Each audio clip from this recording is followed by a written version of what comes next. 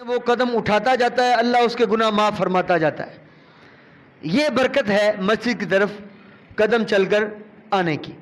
پہلی برکت کیا ہے کہ رفع له بها درجۃ، کہ اس کا ایک ایک درجہ بلند ہوتا جاتا ہے، یعنی اس کے درجات جتنے قدم مسجد کی طرف اٹھاتا جاتا ہے اس کے درجات اللہ بلند فرماتا جاتا ہے.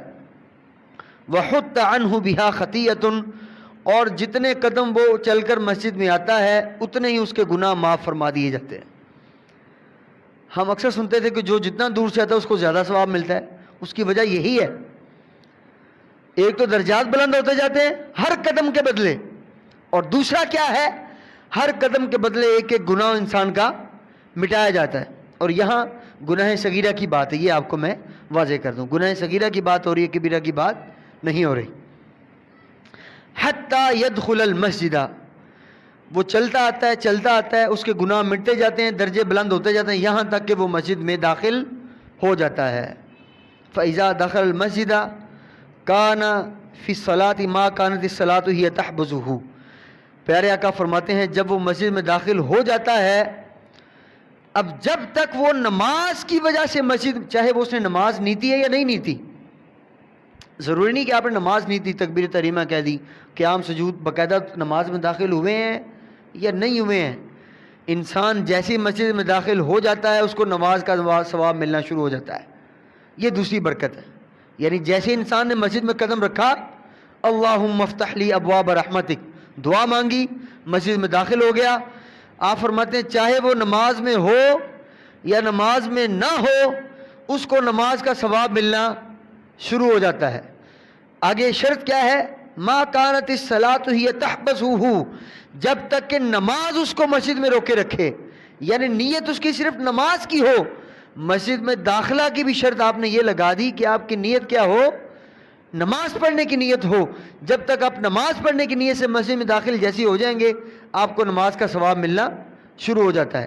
آگے کیا فرماتے ہیں، وَالْمَلَائِكَةُ يُصَلُّونَ عَلَىٰ أَحَدِكُمْ مَا دَامَ فِي مَجْلِسِهِ الَّذِي صَلَّىٰ فِيهِ. جب ہم نماز پڑھ لیتے ہیں نا تو ہم نے اکثر وہیں بیٹھ جاتے ہیں، اسی جگہ پر بیٹھے رہتے ہیں.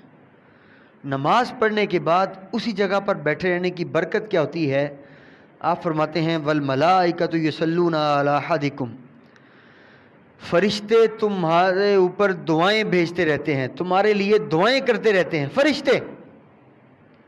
ما دام فی مجلسہ الذی صلی فیہ، جب تک انسان اسی جگہ پر بیٹھا رہتا ہے جس جگہ پر وہ نماز پڑھ چکا ہے. یعنی آپ نے نماز پڑھی، نماز مکمل ہو گئی، اب جب تک آپ اسی جگہ پر بیٹھے رہیں گے فرشتے آپ کے لیے دعا کرتے رہیں گے. وہ کیا دعا کرتے رہیں گے، یقولون اللہم ارحمہ، یا اللہ اس نمازی پر رحم فرما، اللہم اغفر لہ، یا اللہ اس نمازی کو بخش دے. یہ سلسلہ تب تک جاری رہتا ہے. اگلی دو باتیں بڑی اہم ہیں، نیت کا فرق آ گیا. آپ فرماتے ہیں اچھا اگلی دعا کیا ہے، اللہم تب علیہ، یا اللہ اس کی توبہ قبول فرما، اس پر نظر رحمت فرما، اس پر رحم فرما، اس کو بخش دے، اس کی توبہ قبول کر لے. یہ دعائیں فرشتے کب تک کرتے رہتے ہیں کہ نماز پڑھنے کے بعد جب تک آپ وہاں بیٹھے رہیں گے اسی جگہ پر فرشتے آپ کے لیے دعائیں کرتے رہتے ہیں. آگے کیا فرماتے ہیں، اگلی شرط کیا ہے، ما لم یؤذ فیہ، یہ شرط ہے. شیطان جو ہے نا انسان کا بہت بڑا دشمن ہے.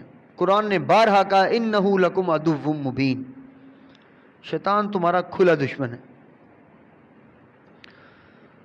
وہ آپ کے دل میں وسوسے ہمیشہ طرح طرح کے ڈالتا رہتا ہے، اپنی اپنی سمجھ کی بات ہے.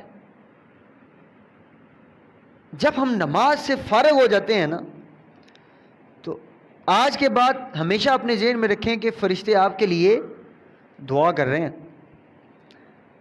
پہلی شرط کیا ہے کہ وہیں بیٹھے رہیں، جب تک وہاں بیٹھے رہیں گے فرشتے آپ کے لیے دعا کرتے رہیں گے. دوسری شرط کیا ہے، ما لم یؤذ فیہ، کہ جب تک انسان، دوسری شرط یہ ہے کہ وہاں پر بیٹھا بیٹھا کسی کو اذیت نہ پہنچا دے، کسی کو تکلیف نہ پہنچائے. بیٹھا مسجد میں ہوا ہے، سلام پھیر چکا ہے، مسجد میں بیٹھا ہے, کسی کو اذیت